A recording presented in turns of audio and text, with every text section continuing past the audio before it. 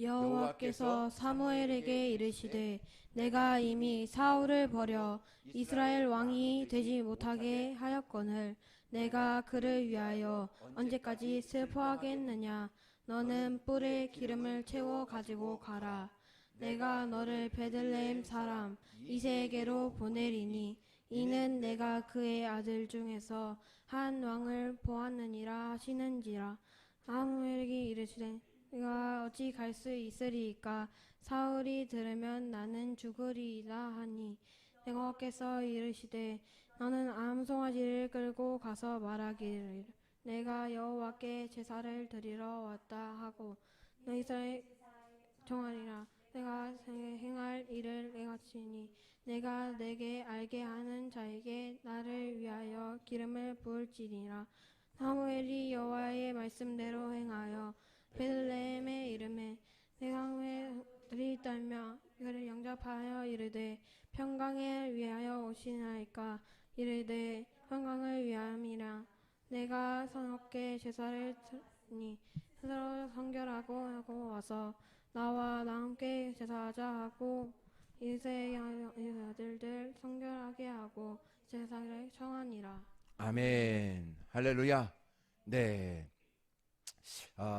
하나님의 은총이 저와 여러분 가운데 함께하기를 예수님의 이름으로 축복합니다.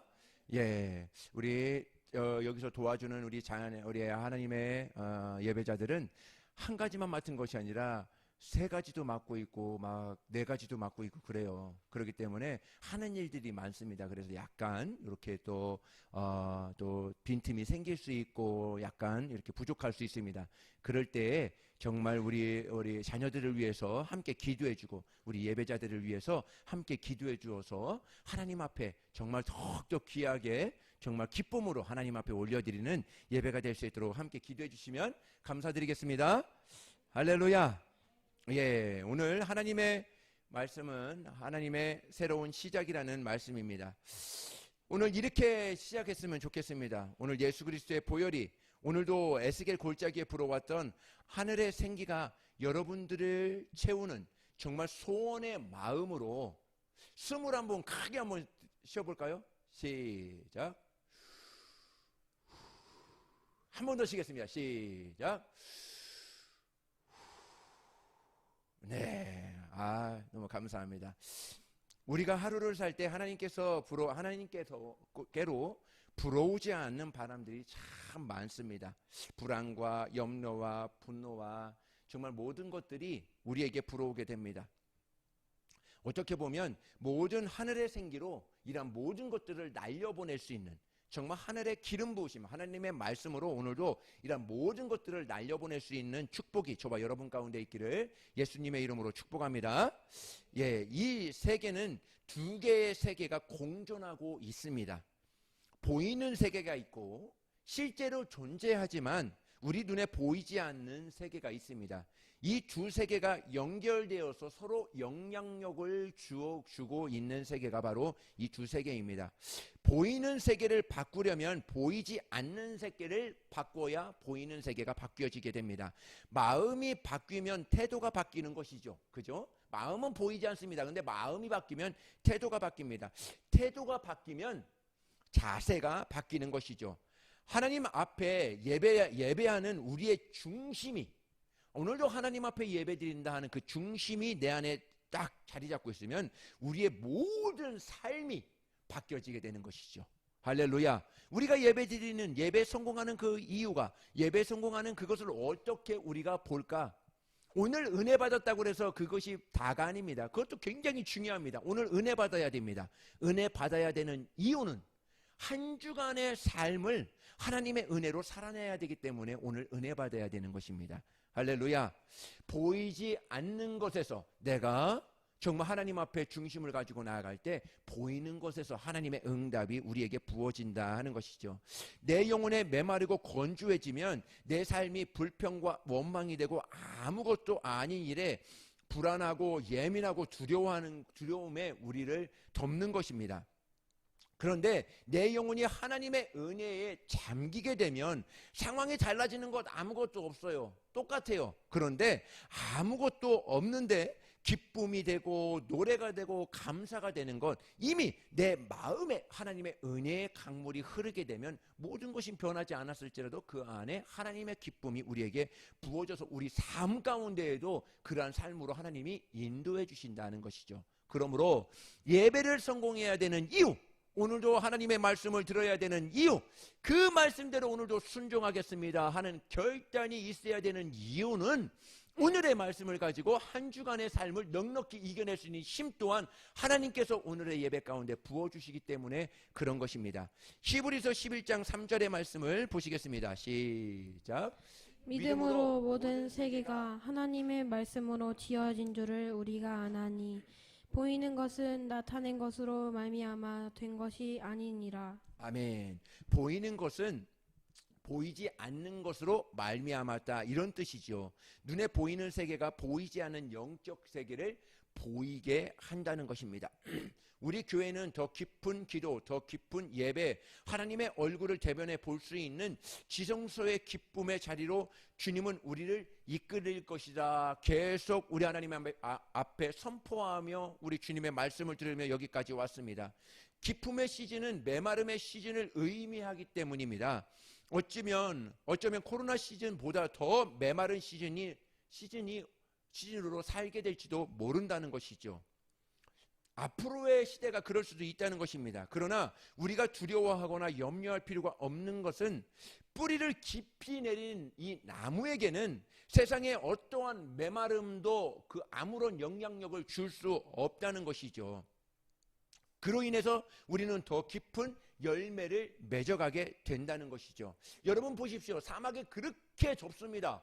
그렇게 더운데 그 나무가 살 수 있는 이유, 살 수 있는 그 능력은 어디서 나올까? 그 나무는 그렇게 햇볕이 쨍쨍 찌더라도 그 뿌리가 이미 그 깊숙이 내려앉아서 그 밑에서 흘러오는 그 물과 연결되어 있기 때문에 그 나무는 죽지 않는 것과 똑같습니다. 그렇습니다. 우리 삶이 우리가 봤을 때 열매가 없고 두려움과 불안이 있을지라도 우리 말씀의 뿌리를, 우리 예배의 뿌리를 깊숙이 내린 사람은, 그 사람은 어떤 것을 볼지라도 우리는 희망을 보게 됩니다. 어떤 환경을 만날지라도 하나님이 여기서 도와주실 것에 정말 기쁘고 그것에 감사하며 먼저 나아가게 된다는 것이죠. 기쁨의 계절이 있습니다. 하나님은 다윗이라는 한 사람에 집중해 주셨습니다. 제가 다윗을 묵상하며 깨달은 것이 있습니다. 하나님이 그렇게 사랑하셨던 다윗인데 하나님이 특별한 기적이나 이적이 없었다 하는 것에 조금 놀랐습니다. 다윗이라면 정말 어떻게 보면 엘리야와 같은 하늘에서 불이 떨어지는 그 사건도 있을 만도 한데 그 사건도 없어요. 바다를 갈랐던 모세에게 좀 바다를 갈랐던 그런 사건도 없습니다. 손을 얹은 즉 문둥병이 나았다, 그런 적도 없어요. 안진뱅이를 베드로에게 왔던 안진뱅이 베드로가 예수 이름으로 일어났던 그러한 이적조차도 다 없습니다. 반대로 이 다윗은 쫓기고 때로는 버려지고 때로는 궁지에 몰려서 초라해지고 때로는 심지어 사랑하는 아들에게마저도 모든 것을 내려놓고 맨발로 머리를 풀어헤치고 예루살렘을 도망쳐 나왔던 그 사람이 바로 이 다윗이라는 사람입니다. 때로는 그의 명성에 걸맞지 않는 실수도 합니다. 때로는 자기 교만에 이끌려 하나님을 등지게 만들 때도 있었습니다. 그럼에도 다윗의 일상에 하나님이 계셨고 하나님의 마음 한복판에 다윗이 있었다는 것에 우리는 주목해야 된다는 것입니다. 다윗은 기적을 구한 것이 아니에요. 다윗은 오직 하나만 구합니다. 하나님 한 분이면 충분합니다. 이것을 구한 것이죠. 언제도 왕의 자리를 구한 적도 없습니다. 부귀 영화를 구한 적도 없습니다. 다윗은 이렇게 하나님 앞에 한 가지만을 구하게 되죠. 시편 27편입니다. 우리 읽습니다. 시작. 내가 여호와께 바라는 한 가지 일, 그것을 구하리니 곧 내가 내 평생에 여호와의 집에 살면서 여호와의 아름다움을 바라보며 그의 성전에서 사모하는 그것이라. 아멘.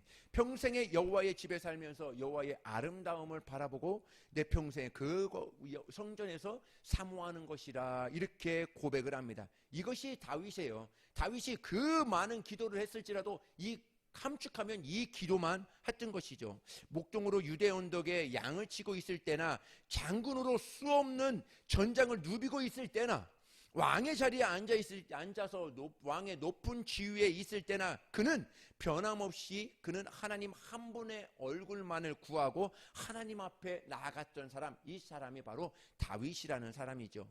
오늘 우리가 그랬으면 좋겠습니다. 그때 다윗이 아니라 하나님은 오늘 다윗을 찾으실 때, 다윗과 같은 사람을 찾으실 때 저와 여러분들이 주님의 눈에 들 수 있기를 예수님의 이름으로 축복합니다. 그런 생각을 해보았습니다. 어린 소년 다윗이 이렇게 골리앗 앞에 어떻게 이렇게 당당할 수 있을까? 사울 왕과 훈련받은 장수들이 골리앗 앞에서 찌그러지고 있을 때 어떻게 다윗은 골리앗 앞에 당당할 수 있을까? 다윗 자신이 어떠함이 아니었습니다. 평소에 하나님의 크심을 날마다 묵상한 거예요. 하나님은 나와 함께 하시고 하나님은 이 모든 것을 다 진행하시고 나를 옳은 길로 인도하실 것이라는 것을 항상 묵상했습니다. 다윗에게 골리앗은 너무나 작은 거예요. 크신 하나님만 맨날 생각하니까 다윗에게는 골리앗이 너무나 작게 보이는 것이죠. 매일 하나님의 위대함을 노래하는 이 다윗에게는 사자와 곰은 초라한 토끼와 같았다라는 것입니다. 우리는 그래요. 세상의 것이 너무나 크게 보이면 하나님이 작게 보이는 거예요. 날마다 하나님의 크심을 경험하고 정말 하나님의 크심을 노래하고 예배하고 그런 사람은 세상에 내가 어떠한 문제가 내 앞에 딱 왔을지라도 이것은 분명히 하나님께서 나에게 허락해 주신 시험이라면 분명히 넘어갈 그 길도 예배에 놓았을 것이다. 그렇게 고백하며 그 모든 상황을 넘어가게 되는 것이죠. 우리가 예배하는 이 자리에서는 세상이 가진 힘과 권력에는 아무 의미가 없다는 것입니다. 우리의 예배에서 찬송하고 말씀 듣다가 하나님 한 분으로 가득해진 그 사람에게 초막이나 궁궐이나 그 어느 곳에서도 하나님의 나라가 아닐 것이다 하는 것이죠. 정말 하나님의 나라를 경험하는 저와 여러분들 되시기를 바랍니다. 하나님은 다윗 한 사람을 통해서 너무 많은 말씀을 해오셨고 다윗의 발자국을 따라가다 보면 너무 많은 것을 배우고 있다는 것을 저와 여러분들을 알고 있을 것입니다. 다윗을 따라갔을 뿐인데 하나님의 크심을 만나게 됩니다. 다윗을 따라갔을 뿐인데 측량할 수 없는 다윗의 사랑을 만나게 돼요. 나도 그 사랑을 받고 싶은 것이죠. 다윗을 따라갔을 뿐인데 하늘문이 열리는 그러한 경험을 우리는 보게 됩니다.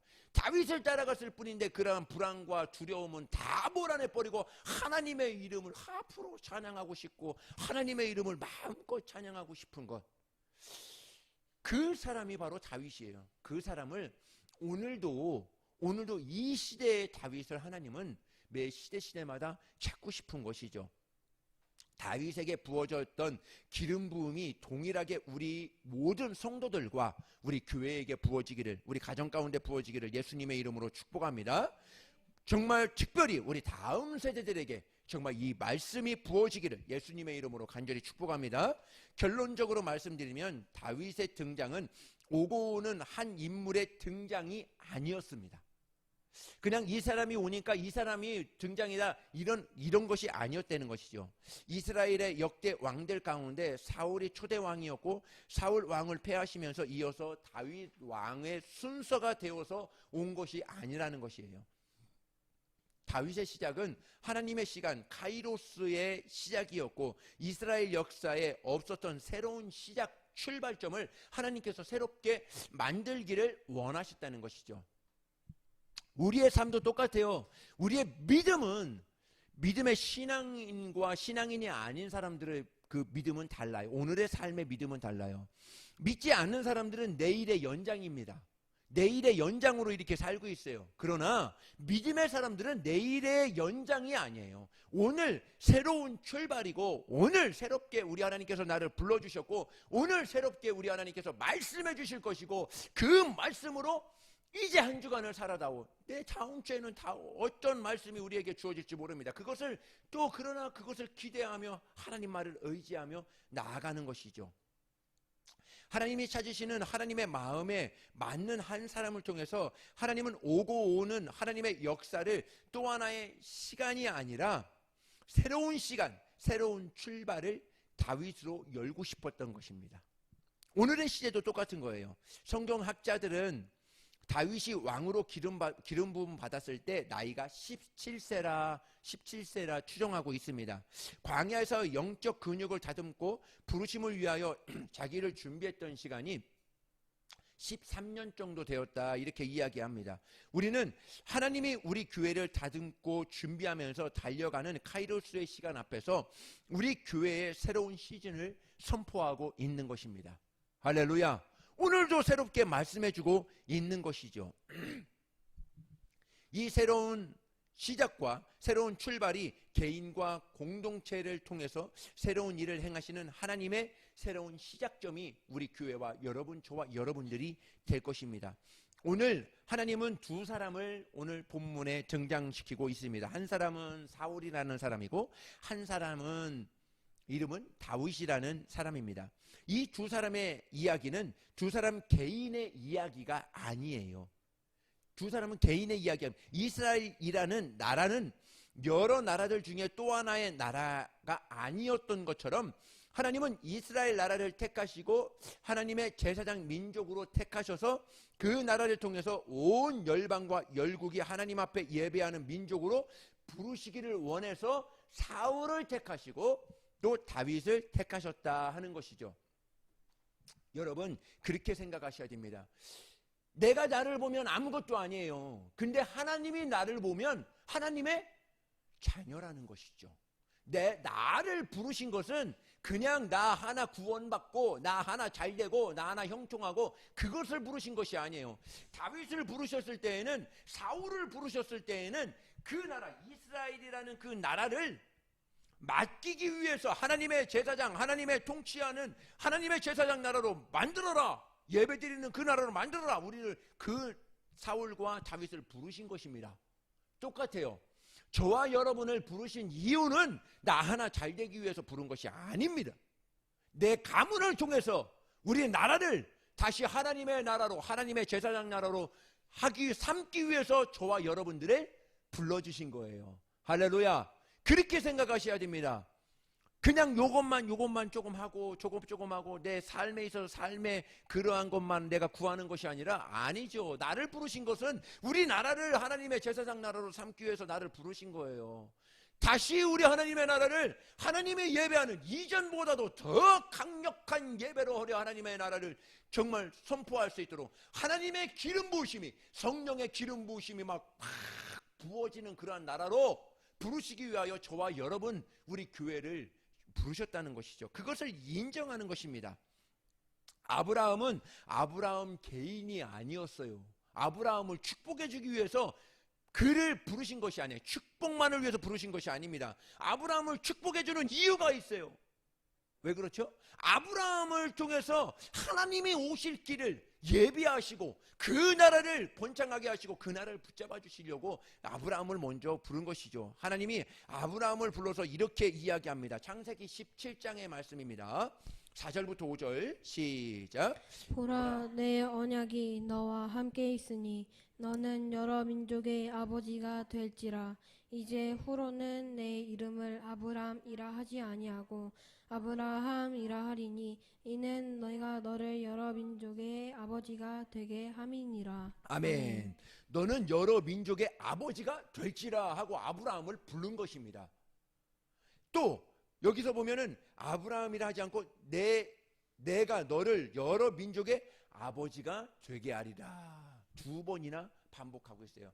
저는 그렇게 확신을 합니다. 저와 여러분을 부른 것은 다만 정말 축복과 선물 주기 위해서 부른 것이 아니에요. 저와 여러분들을 통해서 이 나라를 회복시키고 정말 우리나라를 회복시키고 더 나아가 열방을 회복시킬 수 있는 거룩한 제사자들로, 거룩한 증인들로 우리를, 저와 여러분들을 불러 주신 것이죠. 그것을 믿고 나아가시는 것입니다. 우리의 믿음은 바로 그래야 되는 것입니다.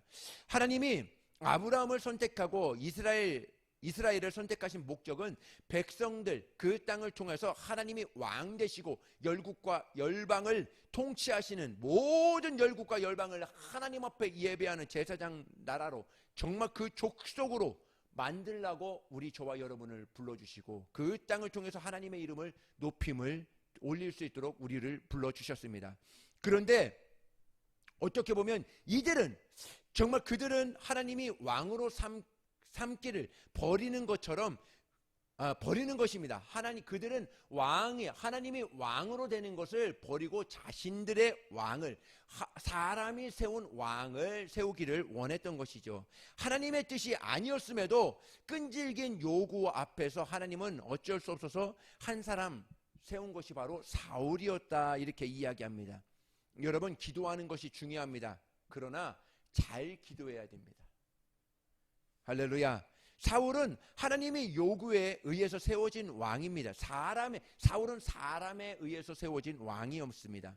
외적 조건, 스펙으로 정말 완벽하고 탁월한 사람이었어요. 모든 사람은 그가 이스라엘을 번영과 정말 평화를 안겨줄 것처럼 기대하고 있었지만은 그런데 그 기대가 꺾이는 데는 그렇게 오랜 시간이 걸리지 않았습니다. 사울은 변질되기 시작했습니다. 하나님의 킹덤이 아니라 하나님의 나라가 아니라 자기의 나라를 세우는 것에 꿈을 꾸기 시작합니다. 결국 하나님의 손에 버려집니다. 하나님으로부터 사울은 버림받았다는 소식을 들은 사무엘, 오랜 시간 절망과 슬픔에 빠지게 됩니다. 그런 사무엘에게 하나님은 이렇게 나타나셔서 이렇게 말씀하십니다. 사무엘상 16장 1절의 말씀입니다. 시작. 여호와께서 사무엘에게 이르시되 내가 이미 사울을 버려 이스라엘 왕이 되지 못하게 하였거늘 내가 그를 위하여 언제까지 슬퍼하겠느냐. 너는 뿔에 기름을 채워 가지고 가라. 내가 너를 베들레헴 사람 이새에게로 보내리니 이는 내가 그의 아들 중에서 한 왕을 보았는지라 하시는지라. 아멘. 내가 그의 아들 중에서 한 왕을 보았다. 이 한마디는 굉장히 중요한 말입니다. 여러분, 어떤 면에서 하나님은 한없이 따뜻하고 한없이 품고 정말 끝없이 기다리고 불같은 사랑으로 다 녹여내고 있었지만은 그런데 어떤 면에서는요 얼음처럼 차갑습니다. 냉정하리만큼 굉장히 냉정하십니다. 한 번 버린 왕에 대해서는 아무런 미련을 두지 않습니다. 하나님이 자기를 버린 것에 마음을 갖는 것도 용납하지 않는 분입니다.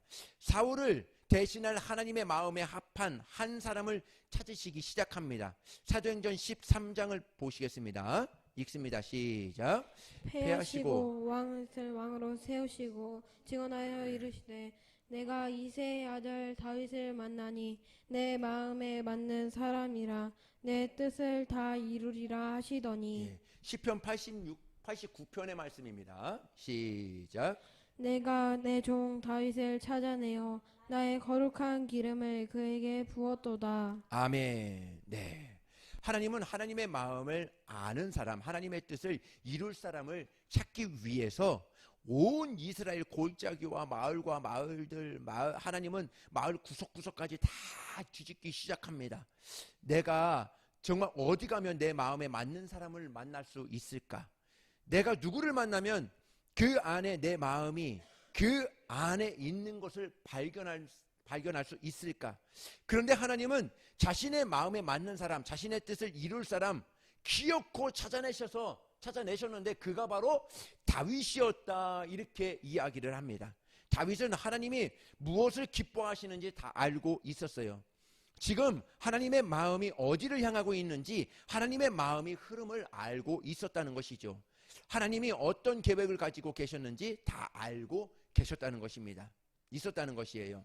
그래서 하나님은 다윗을 선택하고 이렇게 이야기하죠. 내 뜻을 다 이룰 것이다. 저를 통해서 다 이룰 것이다. 이렇게 이야기합니다. 작은 동네 베들레헴 유대 광야에 묻혀서 이름도 빛도 없이 양떼 몰고 다녔던 한 소년 다윗을 발견했을 때 하나님은 얼마나 기쁘셨을까, 좋으셨을까 생각해 보았습니다. 엘리 제사장 밑에 수종 들고 잔심부름을 하고 있었던 사무엘을 발견했을 때 하나님 마음은 얼마나 흥분하셨을까? 저 녀석 빨리 컸으면 좋겠다. 흥분했을 거예요. 홀로 힘겹게 바닥에서 남의 밭에서 이삭을 주었던 이방 여인 룻을 찾으셨을 때 하나님은 얼마나 좋으셨을까? 포도도틀에 숨어서 작은 그 밑에서 타작하고 있었던 이 기드온을 발견했을 때 하나님은 겁 많은 기드온아 이렇게 이야기하지 않았어요. 그를 처음 보았을 때 큰 용사여 하고 발견했을 때 하나님은 그 기드온의 마음을 이미 알고 있었다는 것이죠. 어떠한 상황에서도 하나님을 향한 마음이 변하지 않았던 욥을 찾으셨고, 욥을 마귀 앞에서 저만큼 하나님이 당당하게 욥만큼 나를 사랑하는 사람이 어디 있느냐 자랑하셨던 그 욥을 찾으셨을 때 얼마나 좋으셨을까? 저는 그렇게 봅니다. 코로나의 위협 앞에서 기도와 예배를 뚫고 나아갔던 우리 교회를 찾으셨을 때, 또 우리 성도들을 찾으셨을 때 하나님은 얼마나 기쁘셨을까? 얼마나 좋으셨을까? 생각하게 됩니다. 하나님은 잘난 사람 찾지 않으십니다. 가지고 똑똑하고 유능한 사람 찾지도 않으십니다. 여러분, 만약에 하나님이 잘난 사람을 찾으셨다고 한다면 저는 가망이 없었을 것입니다. 하나님은 한 종류의 사람만 찾으십니다. 내가 어디에 가면 내 마음에 맞는 사람이 있을까? 내 마음에 맞는 교회가 어디 있을까? 하나님께는 그 하나가 충분했던 것이죠. 이스라엘 백성들 대부분은 당시에 하나님의 마음으로부터 멀어져 있었습니다. 그 많은 사람들 가운데 하나님의 마음을 알았던 사람, 그리고 하나님의 마음을 기쁘게 하고 싶었던 사람이 한 사람도 없었다는 것이죠. 모든 사람들이 하나님을 이용해서 자기 욕심을 채우고 자기 나라를 세우기 혈안했을 때, 그때가 바로 사울이 있었던 그때가 바로 그때였습니다. 하나님을 이용해서 성공과 자기 야망을 세우기는 자가 아니고 그저 하나님의 성공의 꿈을 이루기 위하여 하나님의 나라의 꿈을 이루기 위해 했던 한 사람, 그 사람이 바로 다윗이었다는 것이죠. 다윗의 마음과 하나님의 마음이 하나였습니다. 다윗의 소원과 하나님의 소원이 다르지 않았습니다. 다윗은 하나님의 성공을 갈망했던 사람이고 그는 하나님의 행복을 갈망했던 사람이 바로 다윗이었어요. 다윗은 자기가 기뻐하는 것을 찾는 것이 아니라 하나님이 기뻐하시는 것이 과연 무엇일까?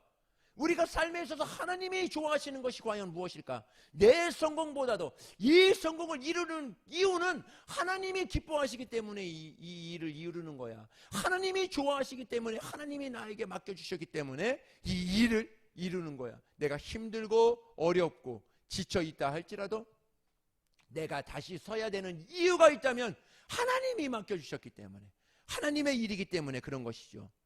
무엇보다 나의 킹덤이 아니라 하나님의 킹덤을, 하나님의 왕국을 세우기를 꿈꾸셔야 되는 저와 여러분이 되었으면 좋겠습니다. 여러분들의 소원은 무엇입니까? 여러분들의 기도의 제목은 무엇입니까? 그토록 기도하고 그토록 부르짖고 갈망하는 내용들이 어떤 것입니까? 여러분들은 무엇을 얻고 싶고 어떤 사람이 되고 싶습니까? 예수 그리스도의 피의 은총을 입고 하나님의 자녀가 된 우리의 갈망은 과연 무엇이냐 하는 것이죠. 하나님 앞에 나오는 예배의 자리에서 하나님께서 내게 구하라, 하나를 내게 응답해 줄게 약속한다면 여러분들은 과연 무엇을 구하겠습니까? 어떠한 마음이 있습니까? 그렇습니다. 오늘 다윗을 찾으면서 정말 오직 하나님 한 분만을 기쁘게 하기 위해서, 하나님 한 분만을 정말 내 인생에 있어서 100년 남짓하는 그 인생에 있어서 내가 하나님을 기쁘시게 할 수 있는 그러한 주인공으로 살고자 한다면 하나님이 내 인생은 정말 복된 삶을 살고 있는 것이 아닐까.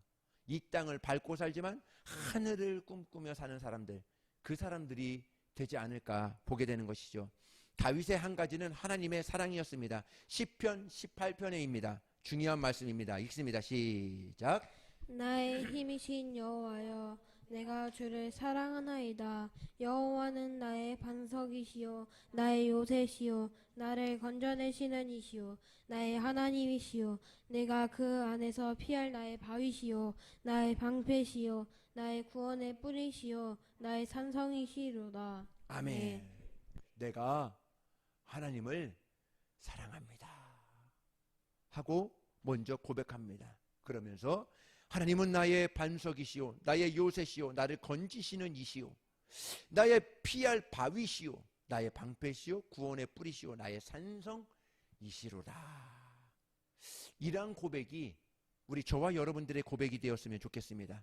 그래서 다윗은 왕이 되자마자 자기 집 앞마당에 다윗의 장막을 짓고 하나님의 언약궤를 기드온 산당에 두지 않고 그 다윗의 장막으로 갖고 옵니다. 다윗의 장막으로 갖고 와서 흩어져 있는 레위인들 2만 명을 불러 모읍니다. 예배를 섬기는 288명의 예배자들을 세우고 24시간 1시간도 빼놓지 않고 33년 동안 멈추지 않는 하나님 앞에 예배를 드리게 됩니다. 하나님의 임재 앞에 자기의 왕관을 벗어놓고 이 나라는 하나님의 나라입니다. 내 나라가 아니고 하나님이 나를 통해서 세워놓으신 하나님의 나라입니다. 하나님이 통치하시고 하나님이 주님이 되셔서 모든 영광을 받으시는 그러한 나라입니다 하고 다윗은 매일과 같이 하나님 앞에 예배 자리에 나오게 됩니다. 다윗은 하나님께서 보셨을 때 새로운 시즌에 이와 같은 출발이 되었습니다. 그러니까 사울의 시즌하고 사울이 왕 되었던 시즌을 완전히 폐하고 이제 다윗의 시즌에 들어왔을 때 다윗은 그런 거예요. 하나님의 마음과 똑같은 거죠. 이 나라가 나의 나라가 되게 해다오. 그 마음이 다윗에게는 고스란히 있었습니다. 다윗 이전과 다윗 이후의 선을 분명히 긋고 있었습니다. 내 종 다윗은 사울과 다르다. 사울이 가지고 있던 어제와 오늘이 아니라 다윗이 하나님이 출발하는 새로운 출발점이 다윗을 통해서 될 거야. 오늘도 말씀하고 있는 것이죠. 하나님의 마음에 꼭 맞는 사람을 찾는 것, 하나님의 시간표에 새로운 시작이 되었다는 것이 오늘 본문 우리 사무엘상 16장에 고스란히 담겨져 있습니다. 사람이 새로운 왕으로부터 정말 왕관을 취해서 가장 낮은 곧 베들레헴 양치기 양을 치고 있던 한 목동에게 그 왕관을 씌워주는 결정적인 순간이 바로 이 순간이었다는 것이죠. 바로 촛대가 옮겨지는 때였습니다. 그 왕의 그 축복에서 이 왕의 축복으로 옮겨지는 때였습니다. 요한계시록에 보면 에베소 교회를 향해서 하신 말씀이 한마디였습니다. 촛대를 옮긴다 하는 것입니다. 다윗의 어떤 마음 때문에 하나님의 마음이 사로잡혔을까? 다윗은 누구를 버리고 누구를 선택하고 하나님은 누구를 붙들고 누구를 놓아야 한다고 한다면 그 놓음과 붙들매의 기준이 무엇일까? 생각하게 돼야 된다는 것이죠. 형제라도 이스마엘은 버리고 이삭은 하나님이 붙잡으셨어요. 쌍둥이일지라도 야곱은 사랑했고 에서는 미워했다 이렇게 이야기합니다. 성경은 토기장이가 진흙을 가지고 어떤 토기를 만들든지 신경 쓰지 마라 말씀하고 있지만 오늘 말씀을 통해서 하나님이 사용하시는 사람은 첫 번째입니다. 중요한 말씀입니다. 기름 부으심을 받은 사람이 쓰신다는 것이죠. 하나님의 관심은 기름 부음에 있는 것입니다. 사울에게는 왕관이 있었지만 그 이미 기름 부음이 바닥난 지 오래였습니다. 사울에게는 높고 화려한 자리가 있었지만 하나님의 기름 부음이 이미 메말라지고 흔적조차도 없어졌습니다. 반대로 이 다윗에게는 화려한 왕관이 없어요. 왕의 기름 부음을 받았지만 맨날 쫓기는 신세로 있습니다. 왕관이 없습니다. 사람들에게 인기나 스펙도 없습니다. 부귀나 영화, 인기도 없습니다. 심지어 부모에게조차도 인정받지 못했던 존재감이 없었던 사람이 바로 다윗이었어요. 그런데 하나님의 시선은 다윗에게 머물러 있었다는 것이죠. 무엇이죠? 성령의 기름 부음이 그에게 이미 내려져 있다 하는 것이죠. 하나님의 관심은 그가 유대 광야 언덕을 가면 그 언덕에 있었고, 그가 정말 그 사자와 곰을 만났을지라도 그는, 하나님은 그 다윗에게 관심을 거기에 있었고, 누구를 만났을지라도, 골리앗 앞에 섰을지라도 당당하게 있었을 것은 하나님이 그와 함께 성령의 기름 부음이 그에게 부어져 있었기 때문에 그런 것이죠. 지금 하나님께서 사무엘 선지자를 불러서 내가 이스라엘 가운데 새로운 왕을 세울 거야, 너는 뿔병에 기름을 채우고 베들레헴 이새의 집으로 가라, 이렇게 본문은 말씀하고 있습니다. 그리고 다윗을 발견하고 기름을 부은 것이 아니에요. 이미 그 이전부터 때로는 유다 언덕에 누워서 양떼 속에서 묻혀서 피리를 불며 먼 구름을 바라보고 하나님을 찬양하고 노래했던 다윗의 중심 안에 이미 하나님의 마음이 이미 다윗 안에 부어지고 있었고, 하나님의 기름 부심이 그 이전부터 부어져 있었다는 것입니다. 여러분, 하나님께도, 하나님의 사람에게도 기름 부으심이 굉장히 중요하다 말씀하고 있는 것이죠. 제가 예전에 시골에 있을 때, 초등학교 때보다 더 어렸을 때 같아요. 곤노라는 것이 있습니다. 곤노라는 거 알아요? 곤노 모르죠? 촌스럽게 그런 것도 몰라. 곤노가 있었어요. 그 네이버에 한번 좋은 선생이 있으니까 한번 쳐보세요. 곤노라는 것이 있는데, 그 곤노의 기름 냄새가 나는 너무나 좋았어요. 거기다가 이제 밥도 지어 먹고 국도 끓여 먹고, 뭐 누가 가지고 오면 뭐 이렇게 싹 구워가지고 이렇게 먹고 별거 다 했습니다. 근데 그 곤노는 그 밑에 기름을 담아요. 기름을 부어서 기름을 쫙 담으면 그 가운데 동그랗게 있어가지고 이렇게 싹이 돌리면 심지가 이렇게 쭉 올라오게 됩니다. 그러면 심지에 기름이 발라져 있을 거잖아요. 쭉 따라서 발라져 있으면 그 기름에 따라 기름에 묻어 있는 그 심지가 불을 탁 붙이면 그 심지가 탁 기름을 태워서 이렇게 불을 일으켜서 밥도 짓고 맛있는 것도 이렇게 다 해서 먹습니다. 근데 기름이 떨어지잖아요. 기름이 떨어지면 그 곤노는 무엇을 태우느냐면 기름을 태우는 것이 아니에요. 기름이 있을 때는 그 심지가 그대로 있어요. 하나도 안 타고 그대로 있어요. 근데 기름이 딱 떨어짐과 동시에 무엇을 태우냐면 그 심지를 태우게 됩니다. 심지로 인해서 그 불이 일어나는 것이죠. 왜 이렇게 이야기하자면은 그렇습니다. 우리에게는 오늘 예배 드려야 되고 오늘 하나님 앞에 나가야 되는 그러한 정말 부르심이 우리에게는 있어요. 이것부터 말씀드리겠습니다. 실력보다 더 중요한 것이 있습니다. 여러분이 가지고 있는 스펙보다 더 중요한 것이 있습니다. 뭐라고요? 기름 부으심이 있어야 된다는 거예요. 인생을 기름 부으심으로 승부해야 됩니다. 어노인팅으로 승부해야 된다는 것이에요. 실력과 경험으로 승부하지 말라는 것입니다. 하나님이 남다른 기름 부으심이 우리에게 막 부어줘야 된다는 거예요. 우리 초점은 뭐라고요? 우리 초점은 어디로 향하고 있어야 된다고요? 하나님이 주신 목표, 하나님을 향하고 있어야 된다는 거예요. 하나님을 향하고 있어야 되는데, 조금 전에 광고할 때 저와 여러분에게 말씀드렸죠.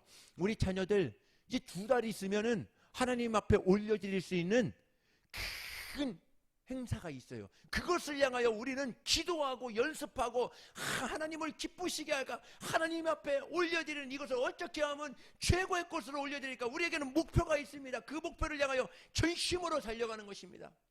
할렐루야, 할렐루야. 1년 후에는 어때요? 1년 후에는 이제 우리가 중고청 집회를 할 때 우리가 판주한다는 것이죠. 우리가 하나님 앞에 드럼치고 베이스치고 정말 모든 것을 판주하면서 하나님의 이름을 높여드린다는 것이죠. 1년 동안 우리는 어떻게 해야 되겠어요? 하나님의 기름 부으심으로, 하나님이 주시는 지혜로, 능력으로 하나님 앞에 온전히 올려드릴 수 있도록 우리가 전심으로 나가야 된다는 것이죠. 우리에게는 목표가 있습니다. 무슨 목표예요? 무슨 목표? 하나님을 기쁘시게 할 수 있는 목표. 할렐루야. 내가 베이스로 하나님의 이름을 기쁘시게 하는 것이죠. 내가 찬양으로 하나님의 이름을 정말 기쁨을 드리는 것이죠. 내가 피아노로 하나님의 이름을, 드럼으로 하나님의 이름을 기쁘게 올려드리는 것이죠. 그것이 바로 하나님의 기름 부으심으로 승부하라. 하나님의 기름 부으심으로 준비하라 하는 것이죠. 이 시대는 과거의 경험을 통해서 통하지 않는 시대가 바로 이 시대입니다. 어제의 작은 승리의 경험이 내일의 승리를 가로막을 수 있는 무서운 시즌이 바로 이 시대예요. 오늘 당장 기름 부음을 받아야 되는 것입니다. 할렐루야. 내가 오늘 충만했으니까, 내가 어저께 응답 받았으니까 오늘 그냥 살면 돼. 아니에요. 그것이 바로 나를 발목 잡을 수 있다니까요. 내가 오늘 기도하지 않는 건 어제의 성공이 오늘 내가 기도하지 않게 만들 수도 있다는 것입니다. 오늘 반드시 기름 부음이 있어야 되는 것입니다. 중요한 것이 사울은 하나님의 기름 부으심이 멈추고 정말 손에서 버림받았음에도 불구하고 여전히 사울은 왕의 자리에 앉아 있었다는 것입니다.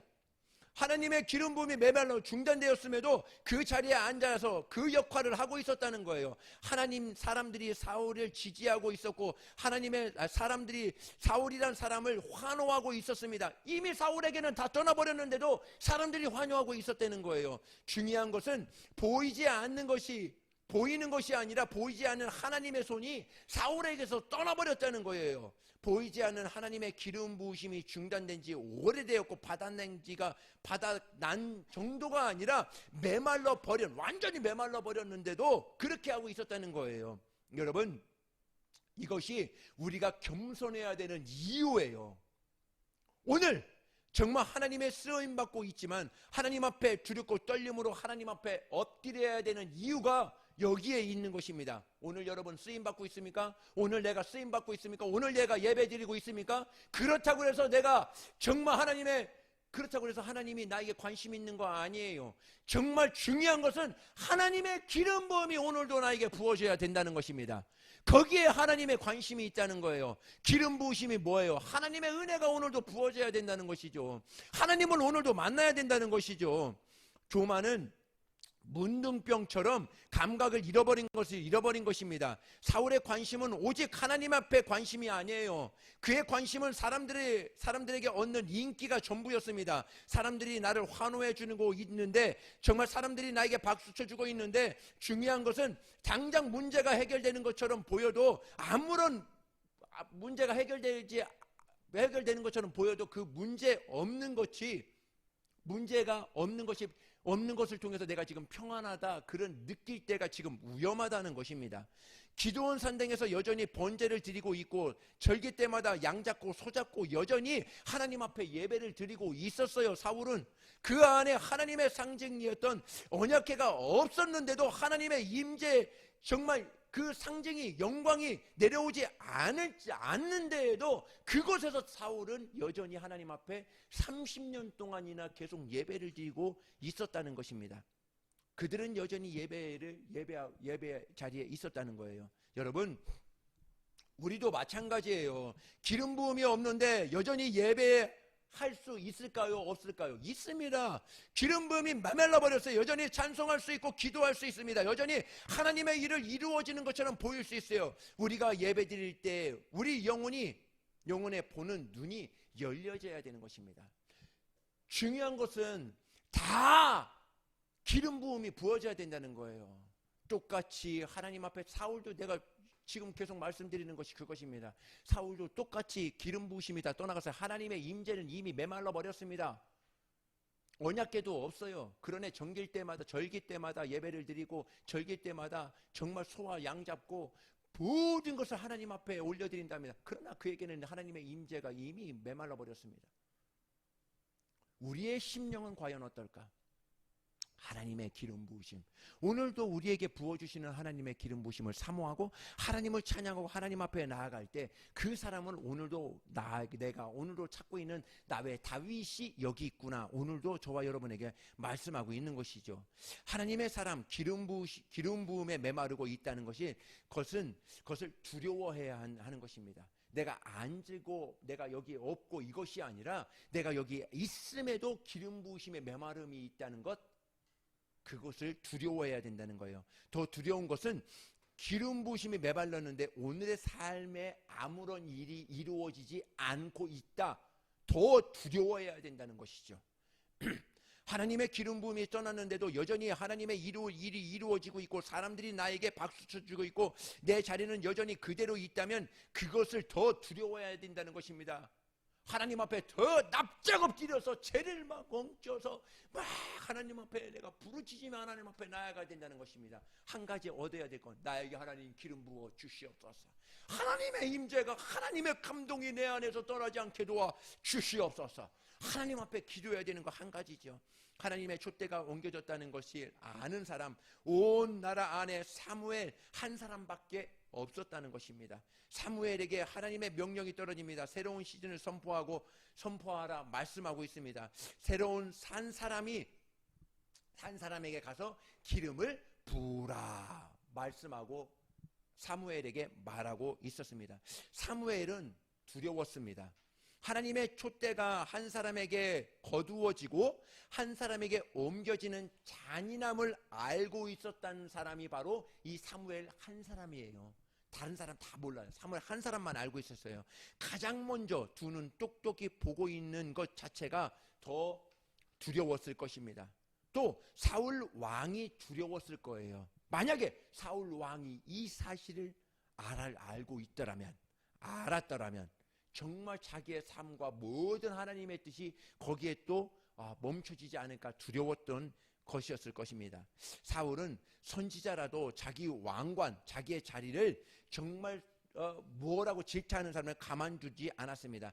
80명의 제사장들의 가족과 그 제사장들을 다 몰살시키는 잔인한 사람이 이 사울이었기 때문에 그것을 알고 있었기 때문에 그래요. 그래서 하나님은 사무엘 한 사람을 조심스럽게 베들레헴 이세 집으로 보내게 됩니다. 지금도 베들레헴은 팔레스타인 서안 지구에 있습니다. 굉장히 낙후된 시골 마을입니다. 하나님은 그곳에 선지자를 보냅니다. 하나님의 시즌, 아무것도 모르게 선포할 수 있도록 하나님이 만드신 것이죠. 마무리하겠습니다. 여러분, 기름 부음에 승부하셔야 됩니다. 성령의 능력으로 승부하셔야 됩니다. 사람을 세우는 분은 하나님이시고 이를 취하시는 분도 하나님이십니다. 사람이 박수 쳐주고 사람이 즐겁고 사람이 기쁘고 한 것은 그것은 아무것도 아니에요. 그것에 눈을 돌려서는 안 됩니다. 하나님은 경험과 능력으로 일하시는 분이 아닙니다. 하나님은 오직 한 가지, 그에게 기름 부음을 부어지고 그 기름 부음을 받은 사람을 통해서 하나님은 지금도 새로운 역사를 쓰기를 원하신다는 것이죠. 여러분들의 가정 안에 기름 부으심이, 여러분들의 직장 안에, 여러분들의 삶뿐만 아니라 여러분들의 자녀들 가운데 하나님의 기름 부으심이 있기를 예수님의 이름으로 축복합니다. 그래서 우리 교회는 더 깊음으로 가야 합니다. 할렐루야. 하나님의 기름 부음이 막 부어지는 더 깊음으로 가야 되는 거예요. 우리 모든 성도들은 더 깊음으로 가야 되는 것입니다. 할렐루야.